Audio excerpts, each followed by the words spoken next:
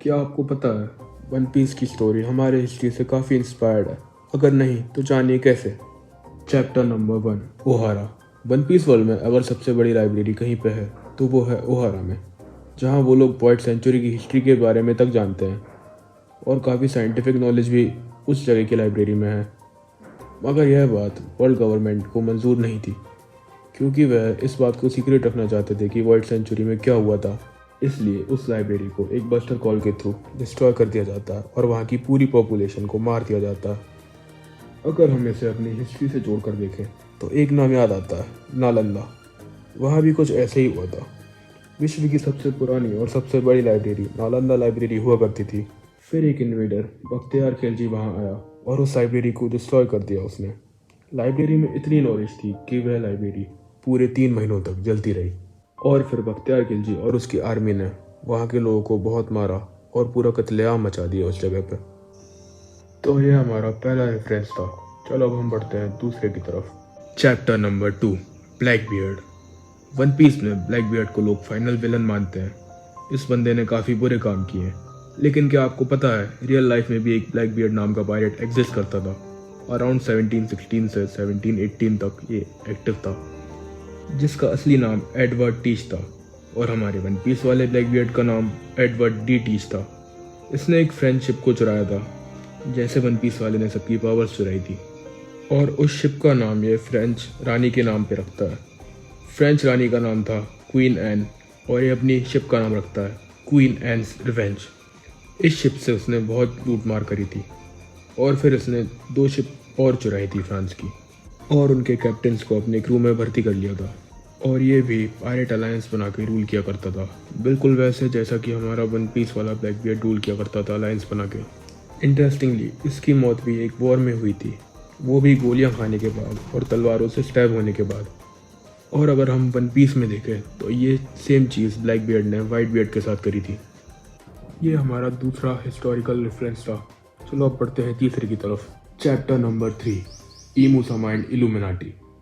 One Piece में ईमू समा एक ऐसा कैरेक्टर है जो कि दुनिया को रूल करता है शैडोज से, और उसके बारे में किसी को कुछ नहीं पता कि वो कौन है, कहाँ से आया है और उसका मोटिव क्या है। बस उसकी आंखें दिखती हैं सीरीज में और बाकी सब शैडोज से छुपा हुआ रहता है। लेकिन क्या आपको पता है हमारे रियल वर्ल्ड में भी ऐसा माना जाता है कि दुनिया को कुछ गिने चुने लोग ही रूल करते हैं छुपकर, और उनके बारे में किसी को कुछ नहीं पता। हम उन ग्रुप ऑफ पीपल को इल्यूमिनाटी कहते हैं, और उनका लोगो भी कुछ ईमू जैसा ही दिखता है। एक पिरामिड के ऊपर एक क्रीपी सी आंख निकाल के लगा दियो, वैसा उनका लोगो दिखता है। वैसे तो ये संस्था 1776 में शुरू हुई थी और 1785 में बंद भी होना पड़ा था, क्योंकि इसका इन्फ्लुएंस इतना तगड़ा था कि वहाँ की सरकार ने इसे बैन कर दिया था। लेकिन लोग मानते हैं कि आज भी ये लोग एक्टिव हैं और हमारे वर्ल्ड ऑर्डर को ये लोग ही चला रहे हैं। लोग मानते हैं कि ये वर्ल्ड मीडिया को, गवर्नमेंट को और इकोनॉमिक्स को यही कंट्रोल करते हैं। इनडायरेक्टली ये लोग पूरी दुनिया को चलाते हैं आज भी, जस्ट लाइक ईमू। तो ये था हमारा तीसरा हिस्टोरिकल रेफरेंस। चलो हम बढ़ते हैं चौथे की तरफ। Chapter number 4, white century and a lost civilization. One Piece में व्हाइट सेंचुरी एक ऐसा 100 सालों का समय है जिसके बारे में बहुत ही कम लोगों को पता है। आज से 800 से 900 सालों के बीच जो एक शताब्दी का पीरियड था, उसे व्हाइट सेंचुरी कहते हैं। इसकी हिस्ट्री को डेलिबरेटली वर्ल्ड गवर्नमेंट के द्वारा इरेज किया गया था, क्योंकि उनकी कुछ गोपनीय बातें थी जो वो नहीं चाहते थे कि पूरी दुनिया को पता पड़े। इसलिए उन्होंने इसे इरेज करवा दिया पूरी हिस्ट्री को, और उसके बारे में रिसर्च करना तक एक अपराध माना जाता है वन पीस वर्ल्ड में। इसके क्रिएटर ने हमें बहुत बार हिंट दिया है कि वो सिविलाइजेशन एक बहुत ही एडवांस जगह थी पूरी दुनिया में, आज से भी ज़्यादा एडवांस थे वो लोग। लेकिन हमारे रियल वर्ल्ड में भी एक ऐसा समय एग्जिस्ट करता था जिसके बारे में आज हमें कुछ भी नहीं पता। जैसे एटलांटिस साम्राज्य एक टाइम पे एग्जिस्ट करता था, लेकिन वो कहाँ गायब हो गया। प्राचीन मेसोपोटामियन एम्पायर जो कि काफ़ी रिच हुआ करता था एक समय पे, वो कहाँ चला गया, क्या हुआ उसका।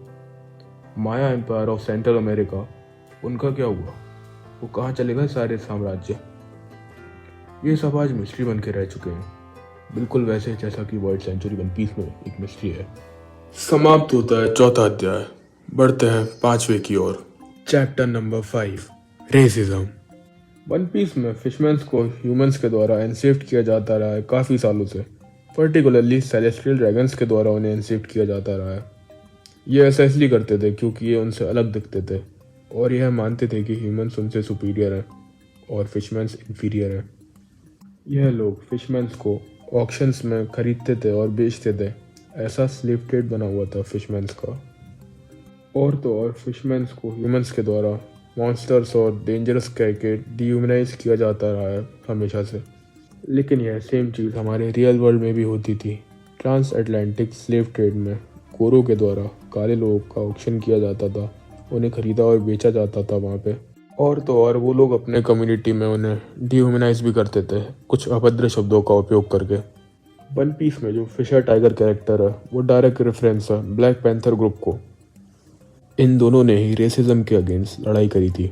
और जिनमें जो कि एक हमारा स्ट्रॉ हेड भी है, वो भी ह्यूमंस और फिशमैन्स के यूनिटी में विश्वास रखता है, जो कि एक पॉजिटिव चीज़ है।